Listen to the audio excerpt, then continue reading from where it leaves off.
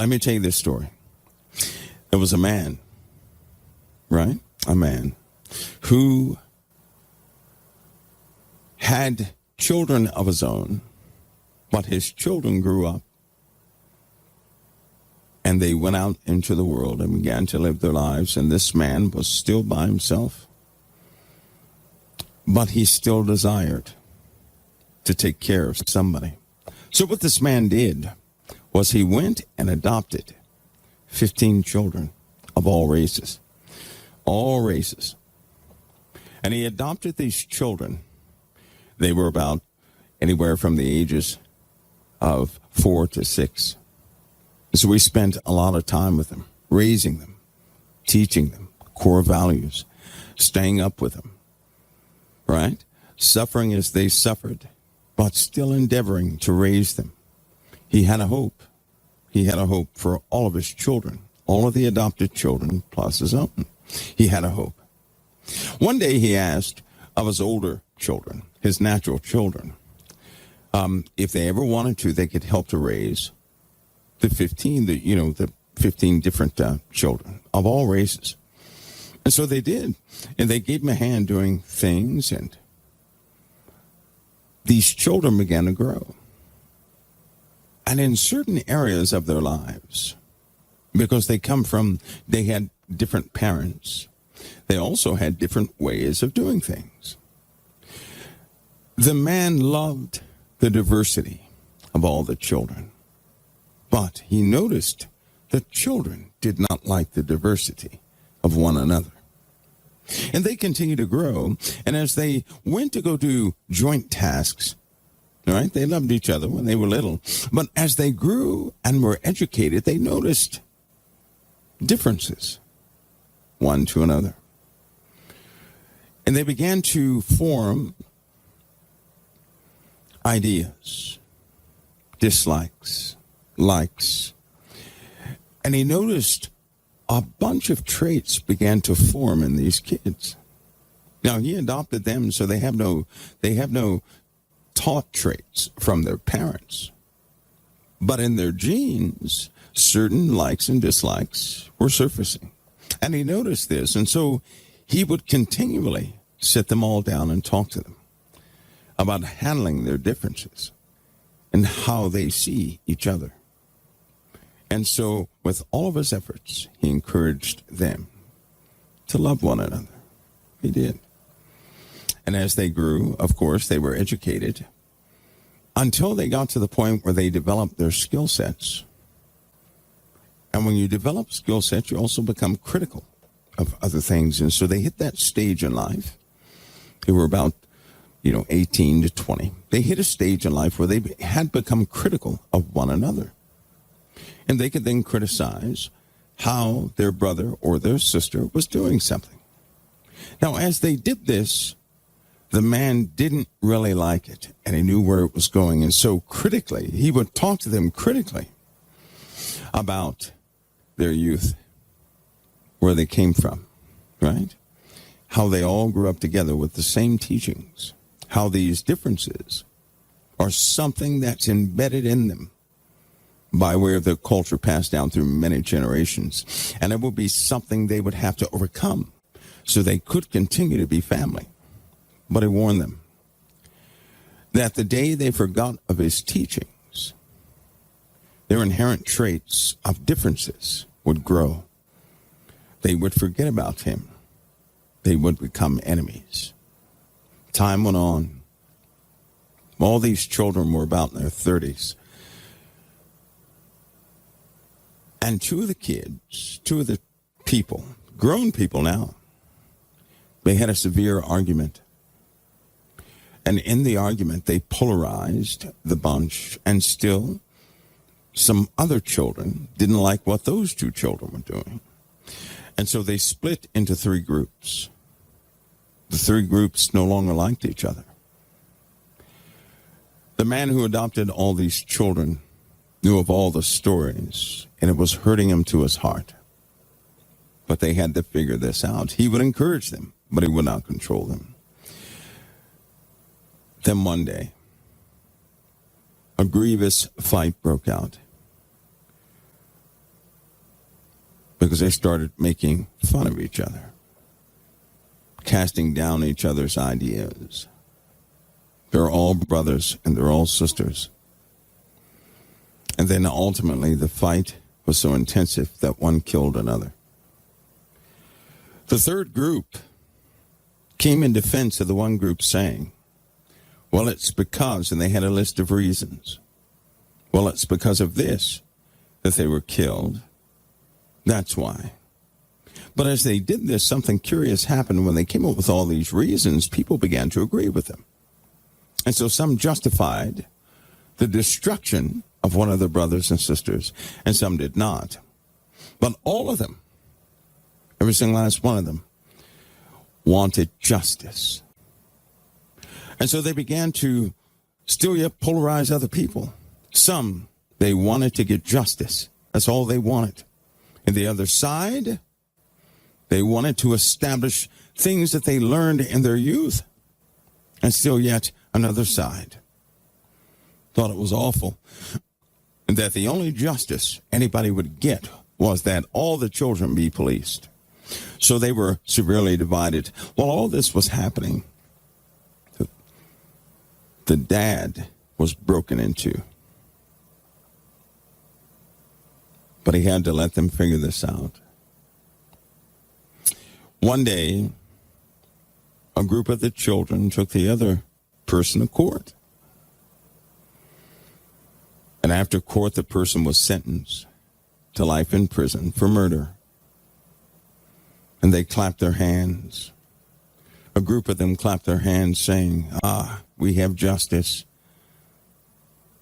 But the father was broken. They had become so polarized that they shoved aside that they were brothers and sisters raised by one father. They began to group by their cultures in many different groups, splitting up even more. They began to replicate throughout the world. Division settled in and wars started. And keep in mind, they were all related. The father's heart is broken. Why? Because they're killing each other. Because they target one another. They got to the point where entire societies were formed off these children. Still wanting something from the other, still judgmental, still pointing fingers, everybody wanting everything to operate after their manner, complaining and everything else, but they had forgotten that they had the same father. It got to the point where that information was no longer passed down. It wasn't important that they had the same father, and so deeper divisions were caused until one day it got to the point where it seemed everybody was at war with one another. At this time, the parent, being way up in age, much older than we can ever be, he finally stood up and conveyed to the world how heartbroken he was. And he conveyed that in a very special way that captured everybody's attention. And he recited their origins, who they really were. And when he did so in a way that everybody could hear him. But when he did this, everybody took note. Everybody. And when they took note, many were deeply wounded internally, knowing that they had really been a part of something that they didn't want to be a part of. He began to point things out, and people began to see what they were doing, realizing they were related. Still, some of these people hated the fact that they were related to anybody because they had severed all the origin stories that they wanted to create their own. Being broken the way he was, he simply made a request. All of those who would like to be family again, come back to me. And many did. And the other portion did not. And from that day forward, all those who did not were in one world, and all those who did were in another. The moral of the story is this. As the children grew, the heart of the father was breaking in two when they were calling for justice because of the murder of one of their brothers and sisters. The father was broken because his child was murdered. See, he doesn't see the children the same way the children see the children. A father sees a child as his child. So if that child dies by the hand of another, it's still heartbreaking. Still yet, if another brother or sister wants justice against him, that will break his heart even further because it's their brother. In the father's eyes, we're all his children. And to be in the world to want to win over the other side is to forget that we're really all part of one family. That's a missing piece in this day and age. People have forgotten, and they do disassociate themselves. They cannot see their brother or their sister. They parade in the streets at how many of the other people they're going to kill, how to get rid of this person. They have become experts on how to kill one another. It's called war. And every time they kill somebody, they bolster all those behind them. Yet the heart of the father breaks even more because they're still his children. The children of this earth have no idea how fractured society really is. They cannot see that we're of the family of humanity under one father. They can no longer see that.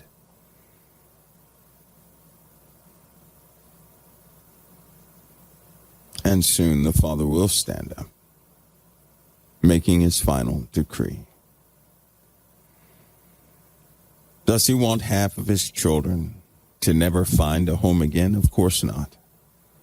He delays and delays with a hope in us, giving us time to make a difference with other children. He gave us instruction. Yet we know it grieved God that he made man once. The Bible clearly represents that this time he loved us so much that he sent the ultimate sacrifice. And still we hate our siblings. Earth is a house, one house, with many rooms. And we plot and plan to destroy one another to take over their room.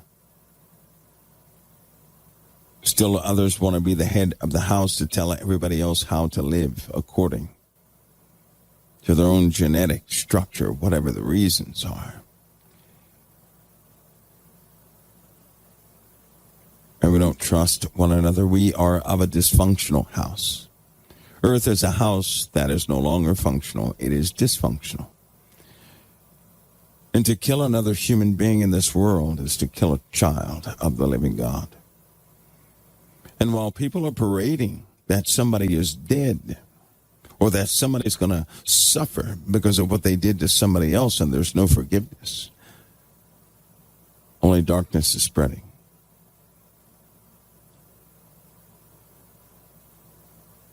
And the father's losing children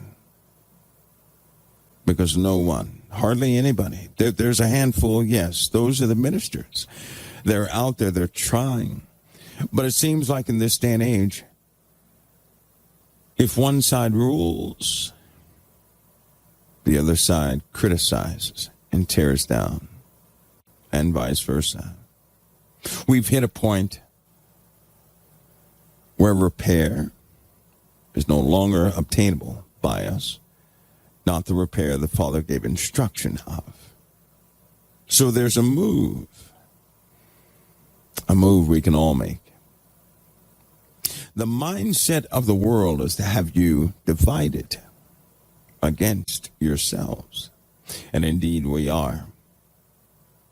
We are because we look at skin color, heritage. We look at all the different factors that cause us to be different from somebody else, not realizing we're all of one family. This does not mean hold hands and sing a song together. No, this means a work must begin. Not a fake work, but a true work. This means it can start anywhere, and you don't need to wait on anybody. In fact, the difference happens one house at a time, one room at a time. It begins by remembering the ways of truth. Not our truth, but our Father's truth. To understand Him, to seek a relationship with Him, to be concerned about what He thinks about us and you. Not to point a finger at the other side saying they're holding us up, because I can tell you this, nobody is holding me up from doing anything. Nobody is holding you up either. Nobody can hold you up from doing anything. That is sound, and that's a biblical truth. But in that same regard, conservatives, nobody's holding you back either. Democrats who care about those in this house called America, nobody's holding you back either. You do not need the government to make a major move. The major move begins with the individual. It is a brainwashing effect. It's quite delusional to believe that any major change of the world happened because everybody agreed to it. No. Change happens because small changes are noticed. Small changes that become persistent alter the course of the entire house.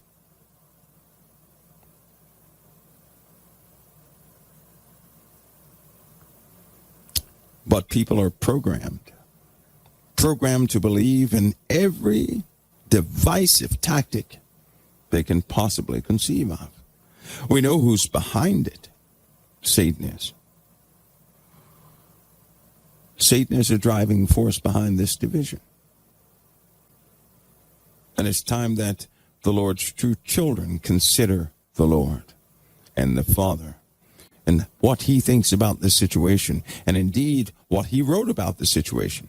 Because God the Father wrote about this situation, didn't He? And He was not pleased, was He? He is not pleased. It's almost like today in the news, a female officer, she yelled the words you yell before you pull your stun gun, but she pulled out her gun and shot a young man and killed him, right? But she gave the alert, and indeed I believe that she had made it up in her mind that she was going to pull her stun gun. As you get older, sometimes you get confused. You do. Let's face it, you do. And that happens a lot, by the way. And she pulled out her weapon and shot the young man, right? There's video of it. And it was fast. You could see the twitching of the officer. It wasn't slow. She didn't look at her hands and stuff and weigh it out, but I believe that was an accident. It's not the first time that accident happened. She was arrested today. She's on murder charges. Now, here's a disheartening fact. I've had friends, close friends, killed by gunfire, killed by grenades, killed by blister agent, killed by accidents, close brothers, not biological brothers, close brothers killed.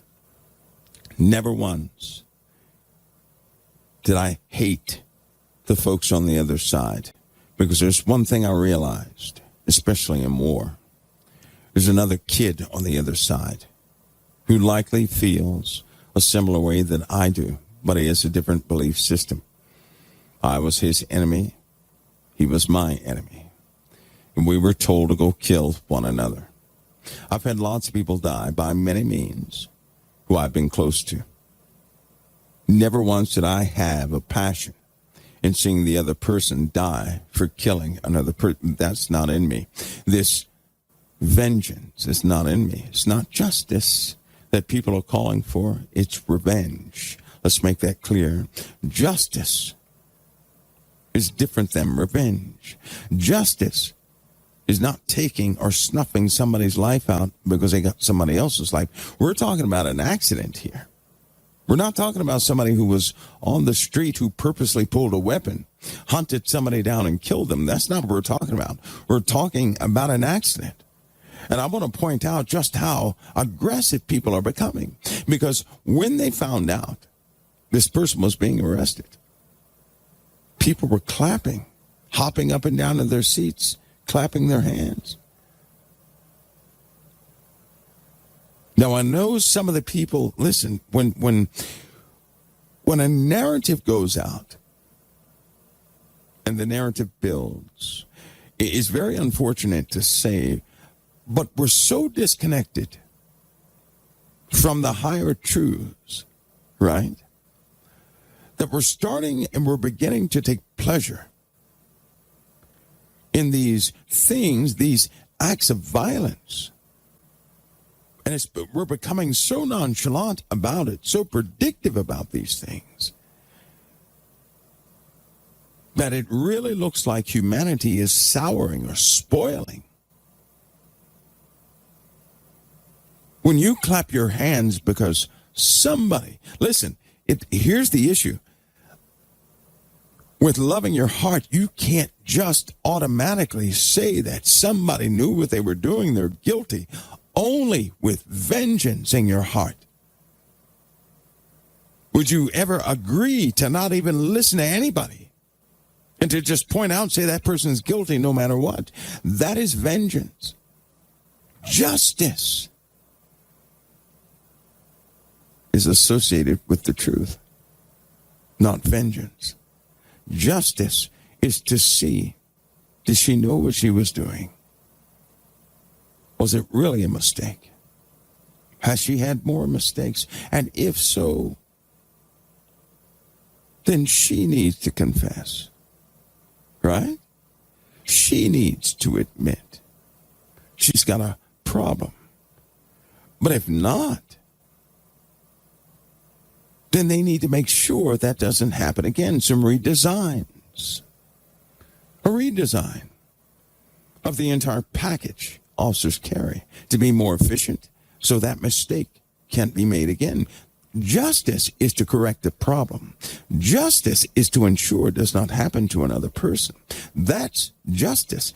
Justice is not hanging a person. That is not justice. That is revenge. And it's so unfortunate to say that so many people have been given over to hate. You know, in the Bible it says, the love of many is going to wax colder and colder. It also says that the love of many is going to wax cold because iniquity abounds. You know what that means? People's hearts are going to grow cold because too many people are getting away with things.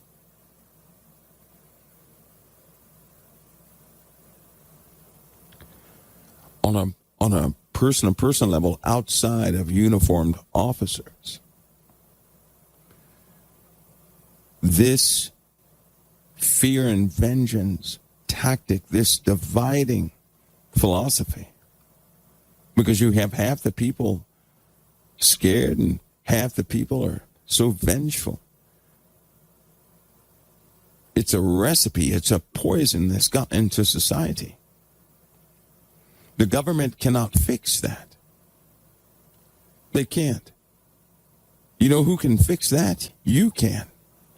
That's not the government's place to fix that. They can't do it. If they could, they would have done so. The states cannot fix that. They can't do it. If they could, they would have done so. They can't even recognize it. They won't even acknowledge it. But clearly, it's a mob mentality in the world on both sides of the fence. For those who are law enforcement, they're starting to do the same things.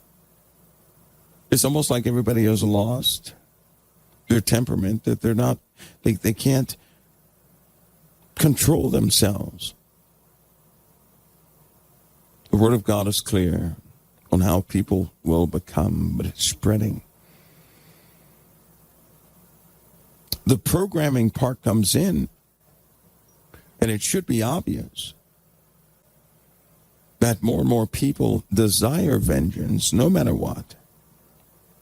I'm stupid for even talking about this subject because I know I'll be hated simply by talking about the subject. Oh, I get a lot of hate mail. I do. Lots of it. Because of conversations just like this. Because a saint, somebody with the love of God in them on this earth, you don't walk around hugging everybody. You employ love everywhere you go. Love is not some emotion that people feel. The emotion that you feel is the residue of love. Now, we're not talking about between husband and wife either, because you have lust and you have love. Lust is when you desire a person physically. Love is when you're willing to lay your life down for that person who does not deserve it. That's love. Lust is different. But as a saint, you are an authorized vessel of love. And you're also authorized to spread it all over the place. And it is missing in this world. It is missing.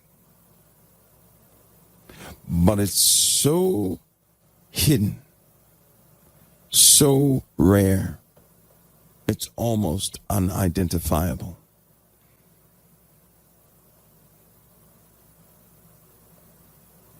Things are incredibly dark. They're not bright. They're dark. They're dark because people are living their lives like machines. Have you noticed? In government, they really believe that if they do A, B, and C, everybody's okay, everybody can live with that. And what they have done is they've made a list. There's a list in every single country, and they say conform to this. We can all live in peace by these procedures. That's not living life. That's life disassociated from common morals that the Lord has departed to all of us spiritually. Can you see what's happening? Do you see what's happening? Do you see that people are doing things by procedure, not by love? And if you don't believe me, you can befriend somebody in the world and be the best of friends. But as soon as you cause them some sort of trauma, they're going to sue you. They're going to throw away years of friendship and go after you. Anybody who breaks one of their rules are going to hunt them down, and they won't give up until they have what they call justice on both sides.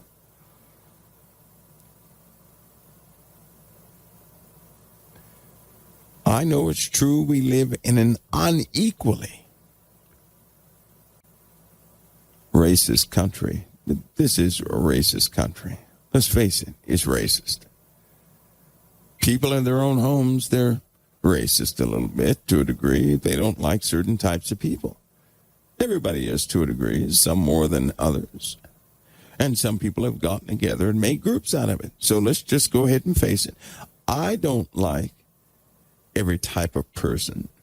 I love them. I don't like them. I don't like what they do. I don't like what they stand for. But I love them. The difference is I cannot like how you engage yourself in the world, where your path is going, what you speak about, how you live your life. I cannot like that, but I love you. And because I don't like that, that means I will never do it myself. But I will always be there for my family. And your family is your fellow man. It is a denial of the principles, the rudimentary principles of the living God, to hate your brother. If you hate your brother, there is no God in you whatsoever. You're devoid of it. That's programming. People are programmed to follow procedures in a group. And if anybody outside of that group tries to penetrate, they're programmed to hate them. We're programmed to follow a rule set, not moral rules, but social rules. And if you break those rules or cross a line, it's the mob again. You know how in the black and white movies they used to get the mob together and go hunt down Frankenstein? That's what we face today on both sides, on all sides. All sides. Listen to me. Here it is, and then I'll take a break and come back. Here it is. Haven't you noticed? Open your eyes. Why is it that of any group you can name in the world, just about all of them are complaining about another group? Let me tell you something. Godly groups do not complain. They fight the good fight of faith. That's what they do. They don't complain, point fingers at somebody else.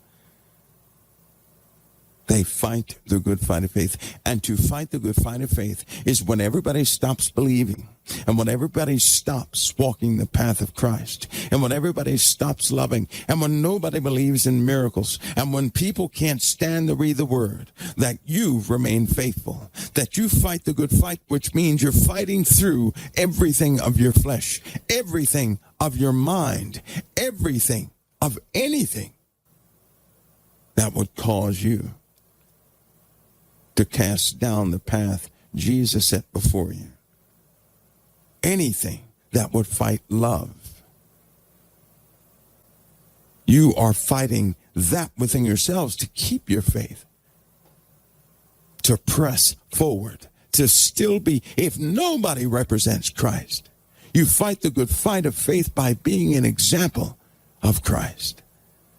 Always showing and telling somebody about the light by the way you live your life. Listen, and get off of the perfect thing. Stop looking for perfect people.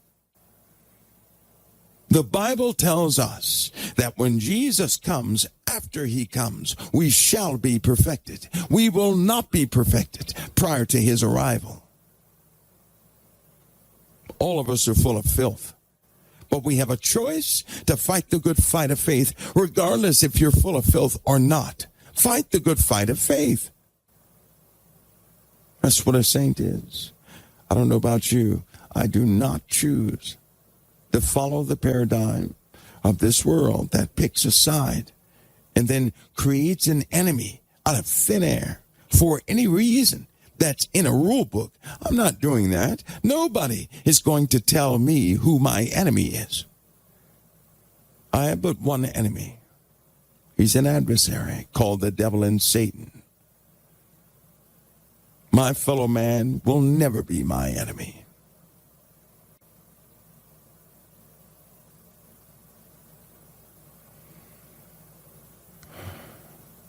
But most people are programmed the other way. And now it's turned into a real fight. You're going to witness, and I'll take a break in just a sec, you're going to witness people happy at the death of another. People happy at the ruined life of another. People excited and shaking hands. They're doing just, listen, when the two witnesses in the Bible, when the two witnesses fall dead in the streets of Jerusalem, in the city, they start giving gifts to one another. They're doing that now. Not with the two witnesses, but for anybody who falls victim to this mob mentality on all sides. Haven't you noticed? I need not go through a list, but I'm telling you the mindset that people had in the Bible that's supposed to, that's with the two witnesses. People have it right now. You don't think that we're living at the door of the close of this whole show? And it's on all sides. Do you all see that? It's with conservatives. It's with the Democrats. It's with the blacks. It's with the whites. It's with the Asians. It's with the Mexicans. It's with every subject out there. All of it is a polarizing subject. And everybody's exercising flesh in the back of it, trying to justify it through the death of another, every single side. The only place I can stand in confidence is the kingdom of the living God, which is born within us, not outside. It's inside. At the beginning of this conversation, I said I lean toward conservatism. Believe me, it is not because of what's being represented now.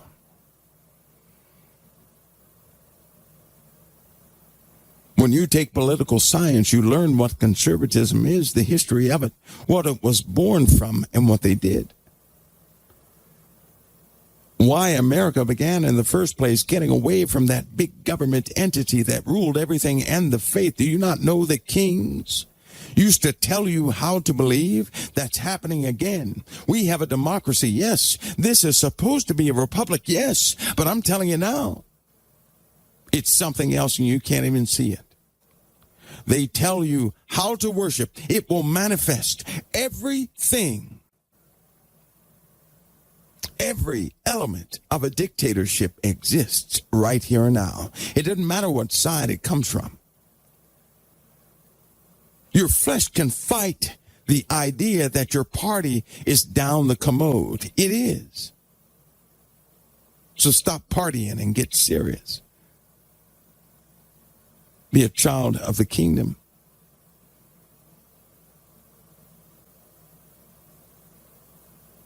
The parties have fallen apart and they know it.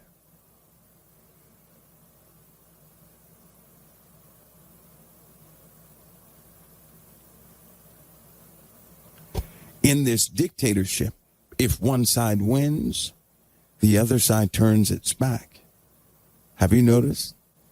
The Democrats win, Republicans turn their back. The Republicans win, the Democrats turn their back. You know what that's called? God said a house divided against itself shall not stand. And if you're a part of that, if your heart is with that, you will fall with the house. You will.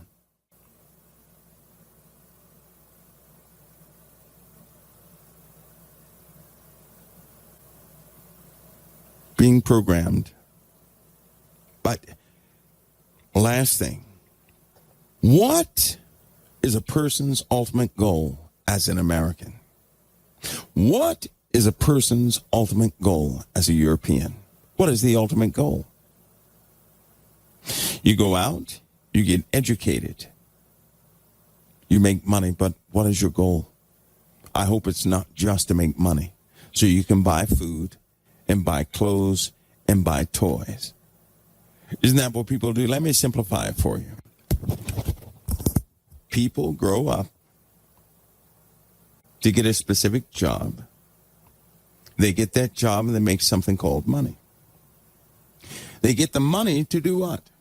To put a roof over their heads, to get transportation, to put clothes on their backs, food in their mouths, and play with toys. I'm telling you, that's it. Listen to what I said. You go work for somebody else or work for yourself, but all of us to get the greenbacks. You get the greenbacks. You can have your tent. Listen to me, your tent. You can have your animal top, right? Your clothing. You have a vehicle, your little buggy, and you have toys to play with like blocks. That's what money is for. Are you kidding? And people think that's life. They think that's it. That is, what is that? If you look at it, what in the world is that? If you take a house, some people have big tents and some people have small tents. Some people have a lot of food, some people have a little food. Some people have nice animal skins and some people don't. But can you see what people are doing? They're killing themselves for those few elements. And what are they doing to their souls? Can you see what the Lord was speaking about? See, when you're programmed, you don't even think of things like that, do you? But all of a sudden, you start to simplify it. And you say, my Lord, what have we been doing? Sleeping this entire time. No wonder the 10 virgins were sleeping. And what else has the person done besides that? I'll tell you what they've done. Listen to me carefully. And then we'll take a break and I'll come back. To get the job, people have done everything to get the job. They have, and they scrutinize those who can't get the job, so pride steps in. They step on people. They curse people out, so they defile themselves to get the job, which, by the way, a job is an avenue to really gain the power. The power is the money. People like that. They like the money because money empowers you to be able to purchase both people and things. That's what the money does. It's a promise that you can have things. In the world, that's what money does. And people do anything to get the money because they want to be empowered. Once you're empowered, then what do?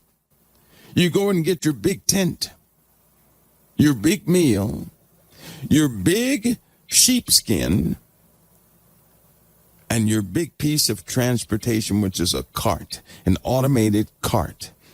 And you drive back and forth to get more of the green to do the same old thing year after year after year after year after year. And you corrupt yourself because vanity steps in. All the devices, all these vices, I should say, of that repetitious death cycle step in to destroy the soul of a man or a woman. When does it break? When does it break? Because people work this way and then they get old. And then they teach their children that you work hard and get all the money you can get and get you a nice house and a car, whatever they have for transportation, and eat the best of food, and then they die. And their kids, they grow up doing the same thing. And they have built a society around that idea. Look at it. And then people say, well, I can do anything I want to do. All you can do is go out and see the court jesters.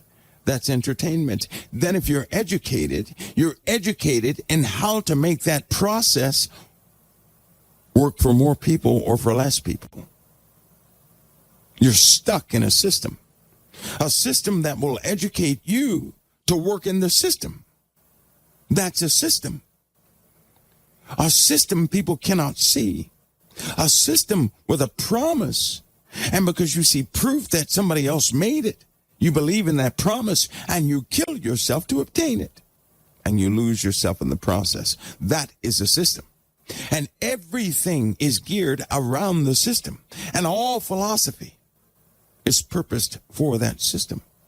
And nothing will overstep the system. Your faith will not have authority over this system. The system is put above all things, even above God Almighty. You don't believe that, do you? Go into court, wrong somebody, and they say, well, can you just forgive me like the Bible says, and watch what happens to you?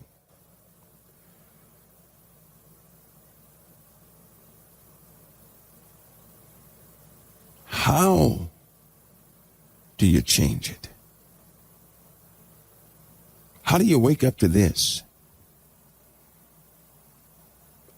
And even say you're alive. That's death. Is that not death? Doing the same thing over and over until you die. That's not progress. No.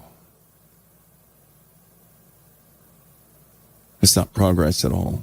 Because the more technical we become, the more powerful we become, the faster the system works. It's so fast right now. If not for this pandemic, the suicide rate would have tripled.